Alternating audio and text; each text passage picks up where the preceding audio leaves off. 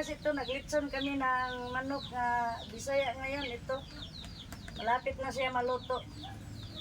Ulam ito namin ang tanghalian at saka hapunan kasi wala kaming ulam. Shout out kay Farmer Boy TV, kay Wedis Wabi Vlog, Ate Valeris TV. Ito, naglitson kami dito kasi wala kaming ulam.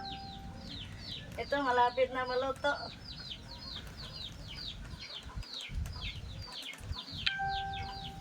Masarap ito kasi Bisaya.